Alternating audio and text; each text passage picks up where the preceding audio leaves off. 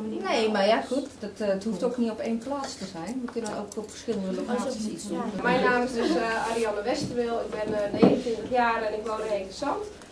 En bij de provincie Zeeland werk ik voor jongerenparticipatie. Er worden heel veel plannen gemaakt bij de provincie, maar vaak door ambtenaren. Dit is een wat jongere ambtenaar, maar ik zeg altijd veel oudere ambtenaren. Die weten natuurlijk niet precies wat jongeren... dat ik jong ben, maar... wat jongeren denken, weten en wat er moet gebeuren. Hè. De provincie Zeeland gaat over heel veel dingen, zoals het openbaar vervoer bijvoorbeeld, de jeugdzorg, over alle grote culturele evenementen. En vaak kunnen ze wel alles bedenken voor de jongeren.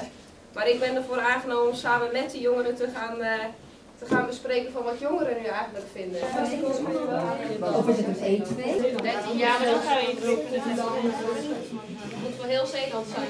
Ja, maar mag het zien. Mag het alleen maar Mijn naam is Arianne Westerwil, ik ben 29 jaar en ik werk bij de provincie Zeeland voor jeugdparticipatie. En wat is jullie taak bij jeugdparticipatie?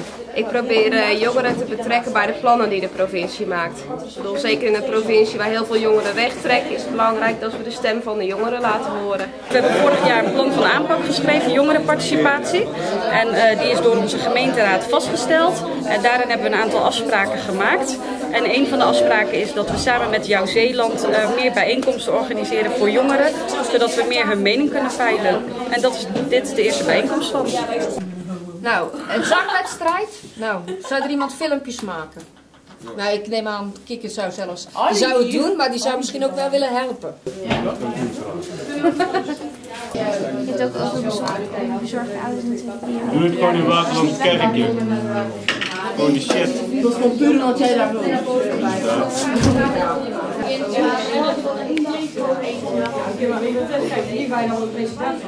zo is het bij Jungle mensen Ons deel is ook een festival, dat is iedereen denk ik. Qua muziek, ook allemaal verschillende podia. Elk podia is eigen genre. Ook de kans onbekend artiesten zijn de kans te geven op te treden. Niet achter de camera gaan staan, dat moet van die borden. Het is zeg maar, het kan bekende artiest, maar het is ook wel eens leuk als iemand die onbekend is en eigenlijk zijn eigen talenten laat zien. Dus iemand die een eigen band heeft, dat hij ook een keer de kans krijgt om, ja, zou ik maar zeggen, in de spotlight te staan. Ik vind het idee van een feestje van alleen maar van 13 tot 25 ook wel heel erg leuk. Of het haalbaar is om een anti-Frans bouw een feestje met grote namen te geven, dat is vraag 2.